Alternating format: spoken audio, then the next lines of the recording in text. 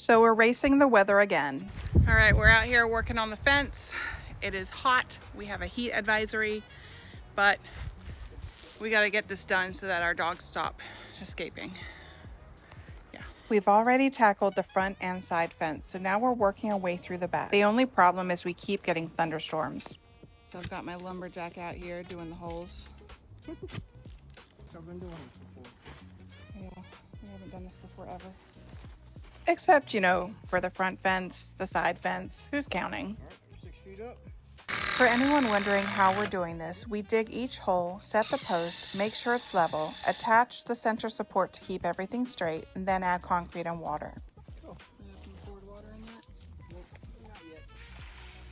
The hardest part is honestly making sure every single post lines up, because one crooked post can throw off the entire fence line. The real challenge hasn't been the fence, it's been trying not to become a buffet for every mosquito and gnat in North Carolina. Between sweating, swatting bugs, and trying to beat the storms, we're basically racing the clock every time we come out here. Even though it's a couple posts at a time and it may not seem like much, it all adds up. And while we've been doing most of this ourselves, on day 2 we brought in reinforcements. One of our teens jumped in to help, which meant more hands moving lumber, holding boards, and keeping everything moving. And of course, Kimchi had to make his daily inspection. He takes his job as property supervisor very seriously. And since we're building through the woods, it meant every few feet we were working around another tree. But while we were weaving around the trees, somehow one of the fence posts even turned into the boys' favorite balance beam for a while. Before long, more of the kids wandered out to see what we were doing. Once everyone dispersed, it was back to business. Every post had to be measured, leveled, and braced before we could screw in the 2x4s in place and set it with concrete. We finally decided to work smarter instead of harder and connected 3 garden hoses together so that we could reach all the way out here with water. And of course, Kimchi found the one thing he wasn't supposed to play with, our fence line string. I'm pretty sure he was convinced that the string keeping our fence line straight was actually his newest toy. With the distractions out of the way, it was time for the last post. It always seems to take the most teamwork. And yes, I really did use my head to hold it in place.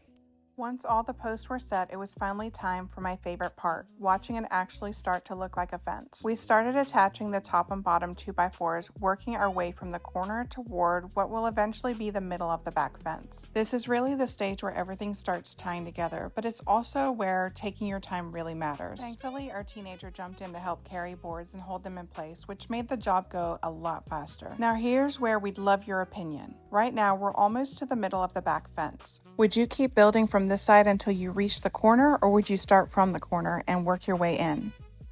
We're thinking about putting a gate somewhere near the middle of the back fence, and we're trying to decide which approach will make the most sense before we get much further. If you've built a fence before, or even if you just have an opinion, let us know in the comments. We'd love to hear what you do. Anyway, by the end of the day, we had made some serious progress. It may not look like much to someone driving by, mainly because nobody driving by will actually ever see it. This fence is basically our hidden masterpiece tucked back in the woods. But after hours of digging holes, leveling posts, dodging bugs, and sweating through our clothes, every few feet feels like a huge victory. But the audience that matters, our dogs, will finally get the memo that the woods are not their escape route. And then came the final board of the day, and let's just say holding a board straight sounds a lot easier than it actually is.